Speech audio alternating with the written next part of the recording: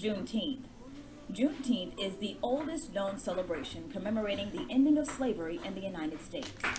President Abraham Lincoln signed the Emancipation Proclamation freeing enslaved Africans in the United States in 1862, and the 13th Amendment passed Congress, officially abolishing the institution of slavery in 1863. But it would take years for word to spread. On June 19, 1865, Union soldiers led by Major General Gordon Granger landed at Galveston, Texas, with the news that the Civil War was over and the roughly 250,000 enslaved people there were now free. The orders read, "The people of Texas are informed that in accordance with the proclamation from the Executive of the United States, all slaves are free.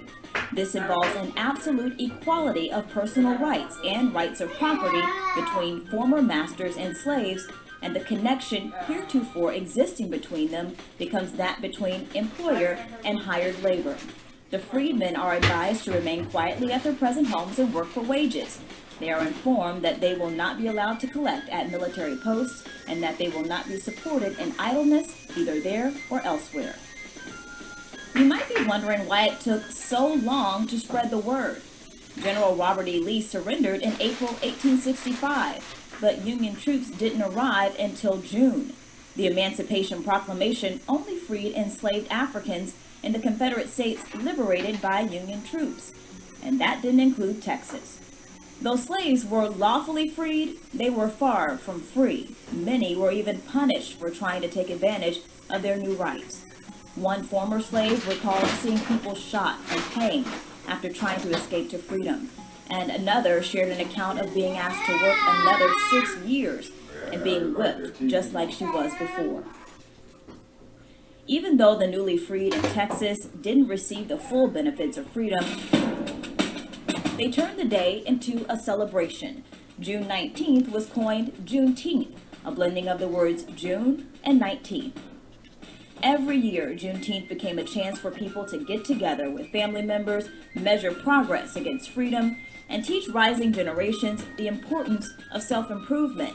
They would read the Emancipation Proclamation, hear sermons, share meals, and play games. And many of those same traditions carry on today in Juneteenth celebrations across the country. Texas became the first state to make Juneteenth an official holiday in 1980. Since then, 46 other states and the District of Columbia have recognized Juneteenth as a state holiday or holiday observance. Although not a federal holiday, many global companies like Twitter, Square, Nike, and Lyft have made the day a company holiday in the wake of protests to end systemic racism sparked by the death of George Floyd in Minneapolis, Minnesota.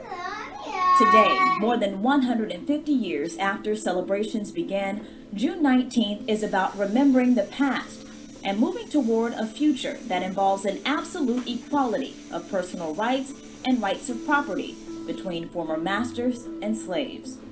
Juneteenth, a celebration of freedom and the fight for its fulfillment.